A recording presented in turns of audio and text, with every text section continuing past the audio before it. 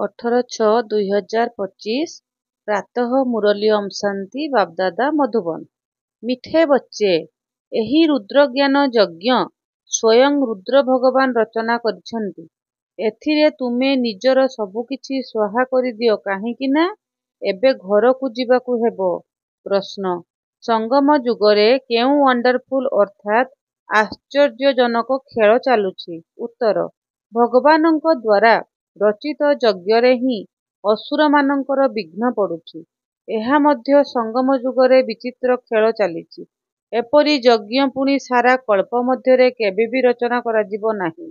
ଏହା ହେଉଛି ରାଜସ୍ୱ ଅଶ୍ୱମେଧ ଯଜ୍ଞ, ଯାହାକି ସ୍ୱରାଜ୍ୟ ପ୍ରାପ୍ତ କରିବା ପାଇଁ ରଚାଯାଇଛି। ଏଥିରେ ମଧ୍ୟ ବିଘ୍ନ ପଡୁଛି। ଧାରଣା ପାଇଁ ମୁଖ୍ୟସାର। 1.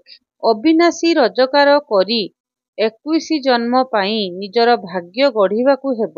ଶରୀର ଉପରେ କୌଣସି ଭରସା ନାହିଁ, ସେଥିପାଇଁ ଟିକିଏ ବି ସୁଯୋଗକୁ ହାତଛଡ଼ା କରିବାର ନାହିଁ। 2.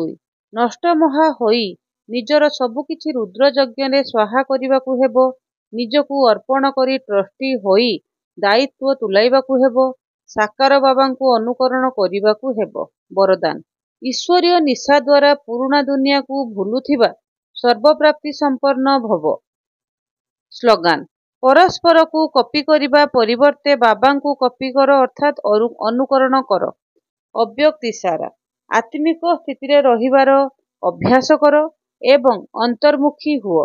ଅନ୍ତର୍ମୁଖୀ ସ୍ଥିତିରେ ରହୁଥିବା ଆତ୍ମାମାନେ ହିଁ ପ୍ରତ୍ୟେକ ଜ୍ଞାନରତ୍ନର ଗୃହତ୍ୟାକୁ ଯାଇପାରିବେ।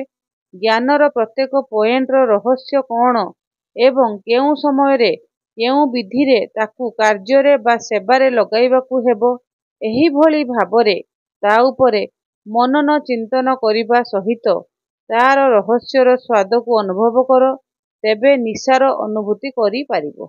ଓମ୍ ଶାନ୍ତି।